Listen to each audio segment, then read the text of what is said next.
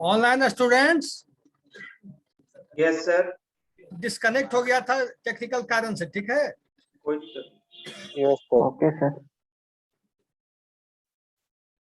कितने प्रोसेस है ध्यान देना, P1, P2, P3, P4 multi programming बता रहा हूँ। Multi program time sharing is an extension of multi programming. So कैसे बताता हूँ। P1 MS वर्ड है, एक्सेल है, पावर पॉइंट और नोटपैड है।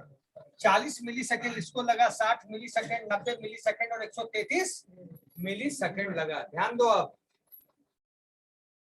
ये प्रोसेस P4 को अगर बैच ऑपरेटिंग सिस्टम जैसा कंसेप्ट आ जाए, एक टाइम में एक ही होगा, तो P2 को कितना टाइम वेट करना पड़ेगा? 40 मिनट। तब जाके इसका काम शुरू होगा। P3 को, P4 को।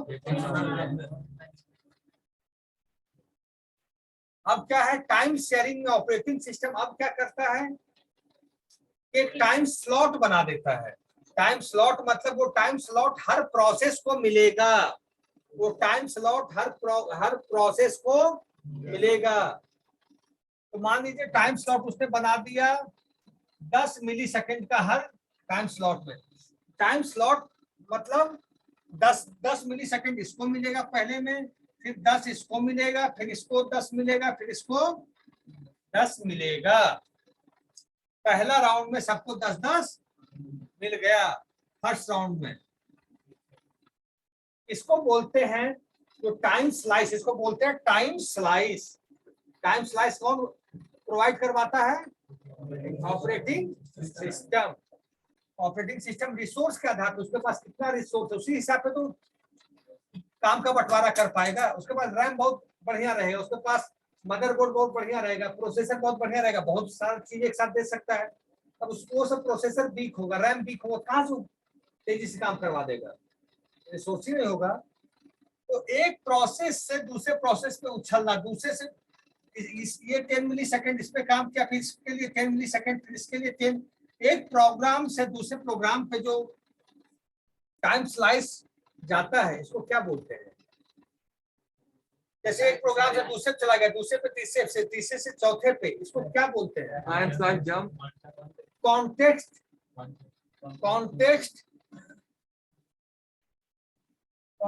स्विचिंग।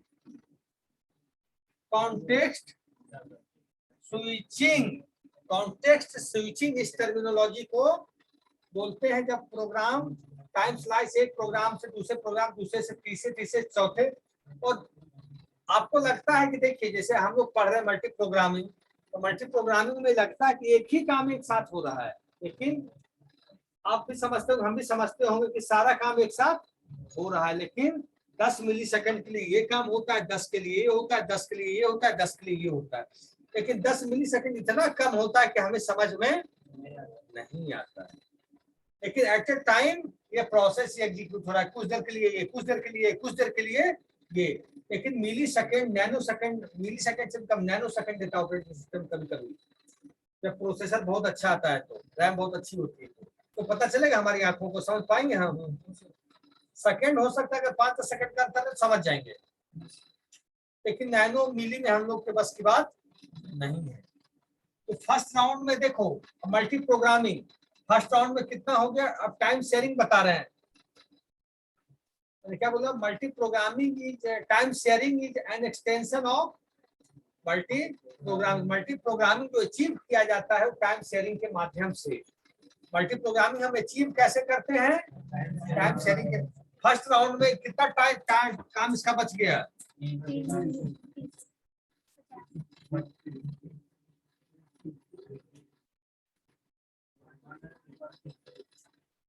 सेकंड कॉन्टेक्स्ट स्विचिंग हुई, सेकंड फिर प्रोसेसर इधर आ गया,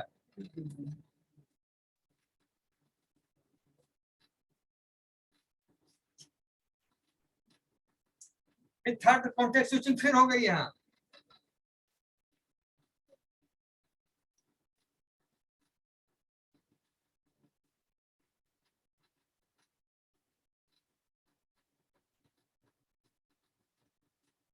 फिर थर्ड बार हो गया, कितना हुआ यहाँ?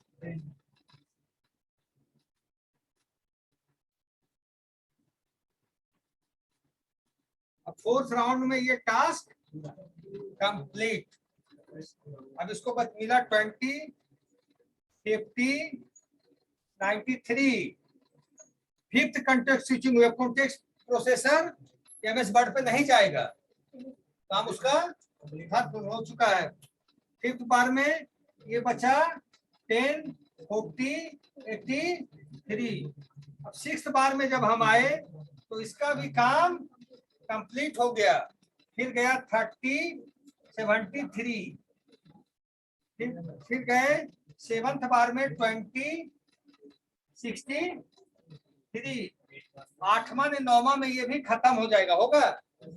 फिर केवल उस पे रह जाएगा। जैसे ही तीनों खत्म होगा उसको तुरंत खत्म हो जाएगा, क्योंकि उसको 40 मिलीसेकंड एक बार में मिल जाएगा। मिल जाएगा कि नहीं?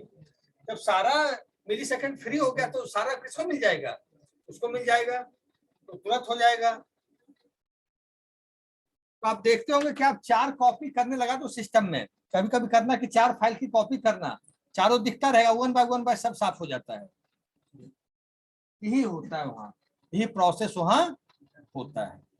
तो बोल सकते हैं multi programming is an extension of time sharing operating system. अब उसको लिखवाता हूं, रुक जाओ। टाइम शेयरिंग समझ गए कि हम टाइम स्लाइस देते हैं, क्या करते हैं? We are providing time slice to each and every program to execute it, and providing time slice to each program is called context switching.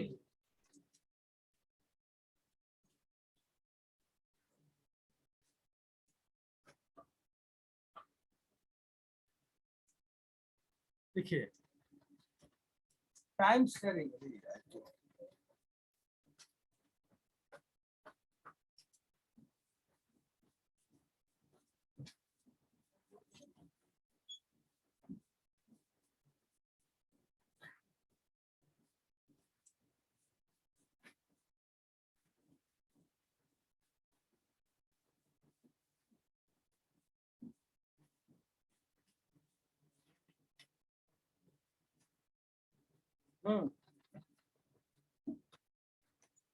ध्यान देना था। टाइम शेयरिंग पहले मैं ये पढ़ देता हूं। Each task is given some time, बात हुई है। Each task is given some time to execute so that all the tasks work smoothly. Each user gets the time of CPU. Each user मतलब each task. Each user gets the time of CPU as they use a single system. These systems are also known as multitasking systems. The task can be from a single user or different users. The time that each task gets to execute is called quantum. तो task time मिलता है उसको time slice ही बोलते हैं, और क्या बोलते हैं? क्वांटम भी बोलते हैं। After this time interval is over, operating system switches. देखो, after this time interval is over, operating system switches over the next task. ये तो मैंने बताया, ये बताया कि दूसरी चीज बताया।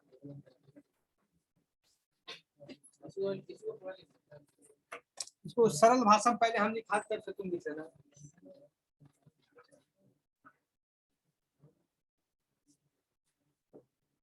In time sharing operating system, in time sharing, देखो तुम बोलते हो टाइम शेयरिंग ऑपरेटिंग सिस्टम है कि नहीं, तो ऑपरेटिंग सिस्टम हैंडल ही करना है। अब फंडामेंटल पढ़ते होगे, फंडामेंटल में असेंबलर, कंपाइलर, इंटरप्रेटर, जो भी चीज आप कर रहे हो, बाइनरी एडिशन, सबट्रैक्शन, सबको ऑपरेटिंग सिस्टम ही हैंडल करता है।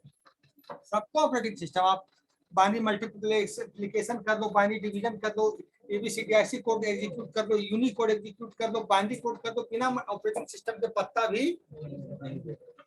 देखो time sharing operating system, in time sharing operating system, in time sharing operating system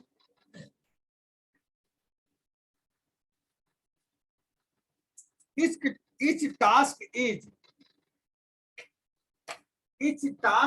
allocated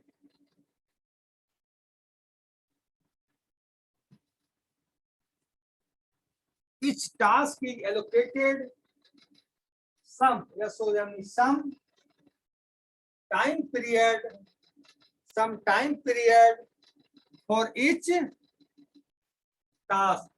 Some time period for each task.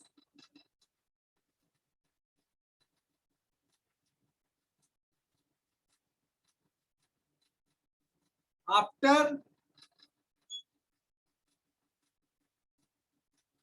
completing that time interval,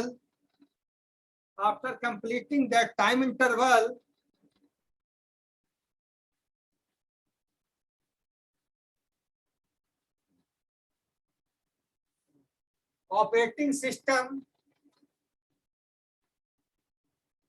switches to the next program. Operating system switches to the next program. समझ गए? समझ में आ रहा है कि चीजें ये जो मैंने P1 P2 करके बताया वो चीज अब आप लिखना हो तो लिख लो आप लोग। कौन सा लाइन बताओ? कोई लिखा पूरा? बोल दो।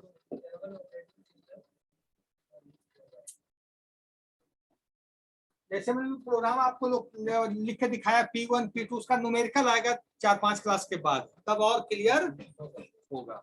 ऐसे क्लियर होगा उसको तुम लोग खुद कॉपी पे सॉल्व करोगे तो और दिक्कत समाप्त हो जाएगा परमानेंटली। अभी तो थ्योरेटिकल देखे हो ब्लैक बोर्ड पे, लेकिन तुम लोग को हम सबका मैथ बनवाएंगे, FCFS टाइम शेयरिंग सबका छोटा छोटा न्यूमेरिकल बनवाएंगे और 2-4 क्लास में न्यूमेरिकल शुरू होने वाला है। टाइम शेयरिंग लिखना है। हाँ इसको लिख लो, डायग्राम बना लो।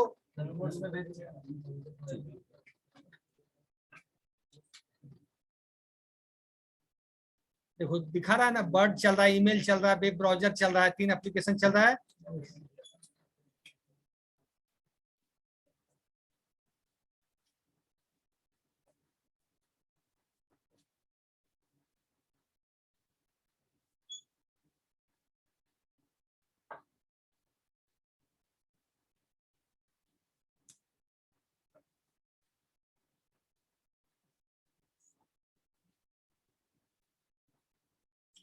देखो सब में बारीकी का अंतर है, हर चीज में सब ऑपरेटिंग सिस्टम को हैंडल करना है।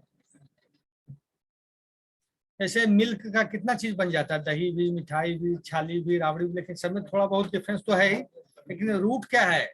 दूध है, उसका रूट ऑपरेटिंग सिस्टम है, इसी का डिफ्रेंसिएशन होते चले जाता है। और आज तो और हो रखा है आज के डेट में।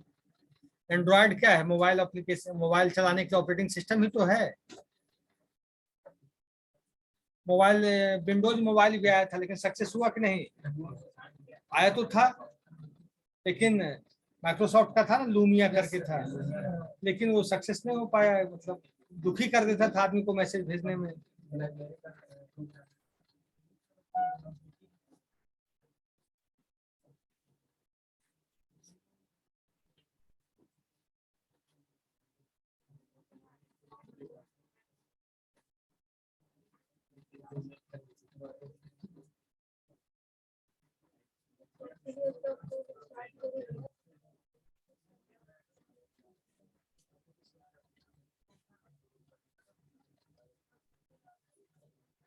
देखो एडवांटेज और डिसएडवांटेज लिख लो। एडवांटेज लिख लो,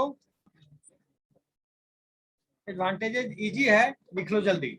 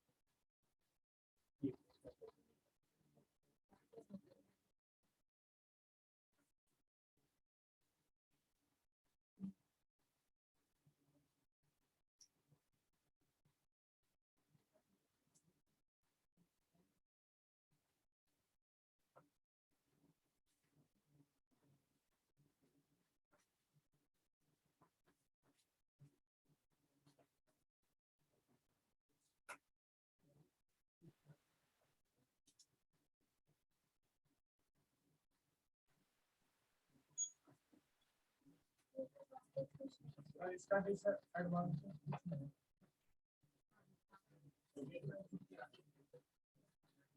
ऊपर कर दें, लिखो लिखो, लिखने दो, जैसा बच्चे लिख रहे हैं।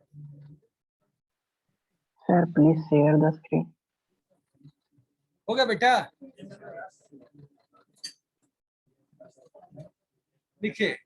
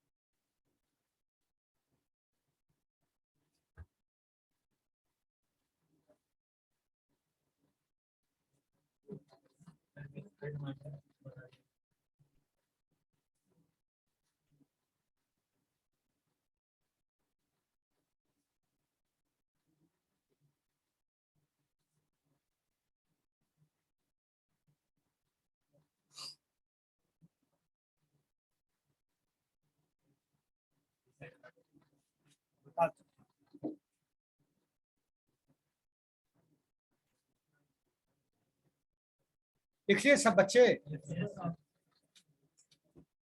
Disadvantage reliability problem. रिलायबिलिटी जो होती है हार्डवेयर लेवल से होती है। रिलायबिलिटी किससे होती है? हार्डवेयर लेवल से। तो हार्डवेयर लेवल में जब आप ऑपरेटिंग सिस्टम हैंडल कर रहा है सारी चीजें, तो operating system is a software.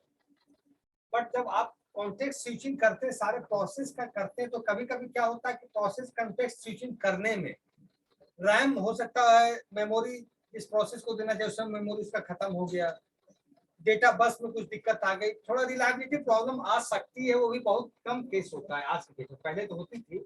आज के डेट में रिलायबिलिटी प्रॉब्लम भी बहुत कम हो गया, क्योंकि हार्डवेयर कॉन्फ़िगरेशन अब सब बहुत अच्छा हो गया है। One must have to take care of the security and integrity of user programs and data. Security का मतलब कि कोई गलत प्रोग्राम्स, आप 6 प्रोग्राम कर रहे हो, कोई गलत प्रोग्राम जैसे फिशिंग अटैक ना हो जाए एप्लीकेशन के अंदर। कोई गलत, आप जैसे मेल चेक करो तो देखो कि मेल चेक करते करते कभी गलत मेल भी खोल लेते हो आप लोग। डेटा डाउनलोड कर लेते हो, उससे डेटा करप्ट होने का भी संभावना, डेटा आपका चोरी भी हो जाता है कि नहीं। और एक एप्लीकेशन जब 1 बाय 1 करते हैं तो संभावना कम रहती है गलत होने का, लेकिन स्पीड तो आएगा जब एक से ज्यादा चलेगा तभी ना। Data communication problem. Data communication problem का मतलब नेटवर्क प्रॉब्लम।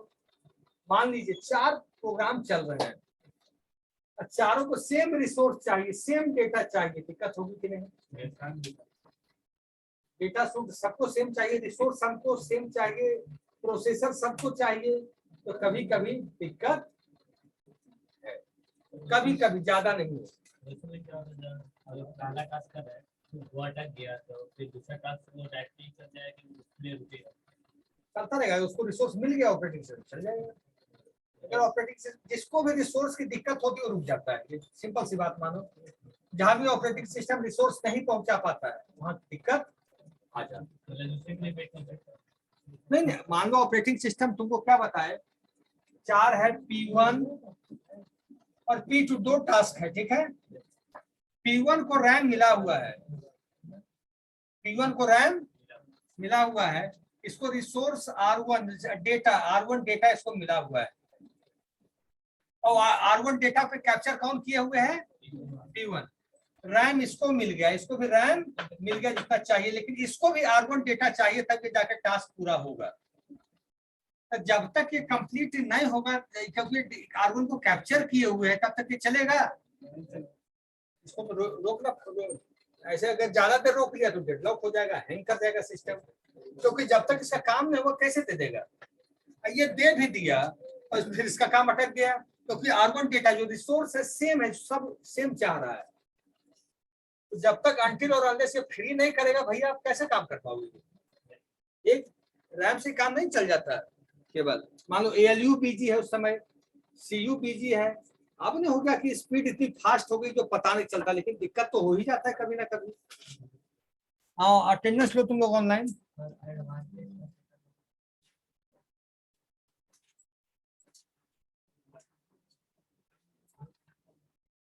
एडवांटेज है each task gets an equal opportunity. Each task का मतलब जितना भी प्रोग्राम चल रहा है सबको operating system time slice same देगा कि अलग अलग? टाइम स्लाइस ही तो देता ऑपरेटिंग सिस्टम। मेनली इन लोग को रैम भी देता है, हार्डवेयर भी देता है, टाइम स्लाइस मतलब सबको इक्वल देता है। सेकंड क्या है? Fewer chances of duplication of software, इसमें गलत होने का चांस कम है। CPU idle time can be reduce. CPU idle time का मतलब क्या हुआ? जैसे अभी सिस्टम चल रहा है, मान लो हमारा एक ही एप्लीकेशन चल रहा है जूम केवल, जूम कितना सीपीयू यूज करता होगा? 4%, 5%। 4 से 95% तो मेरा सीपीयू आइडल बैठा हुआ है। लेकिन जब मल्टी प्रोग्रामिंग करेंगे, टाइम शेयरिंग करेंगे, तो एक से ज्यादा प्रोग्राम चल रहा है तो सीपीयू आइडल बैठ पाएगा? इससे जाएगा उस पे, उससे जाएगा उस पे, उससे जाएगा उस पे, उसको बैठने का टाइम कम मिलेगा। हाँ, तुम आओ अटेंडेंस ले लो।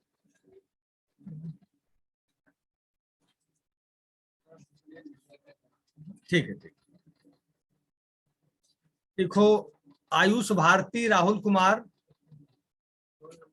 अच्छा 11, 17, 25 लिख लिए? तो दिख रहा है क्या? 31, 7 एक विनय कुमार है, इसका रोल नंबर नहीं इस बच्चे का। विनय कुमार, सर, आपका रोल 33 नंबर सर। क्या है? 33 सर। 33। 31 सर। 31 है रोशन दास का। हाँ रोशन, कुछ समझ में आ रहा है कि हवा हवाई हो रही है बातें? तो सर समझ में आ रहा है सर। सारा रहो, बना बहाना लीजिए। बनाते रहो। हैं, आएंगे सर, कल परसों से आएंगे सर ऑफलाइन। ठीक है, तो हो गया ना?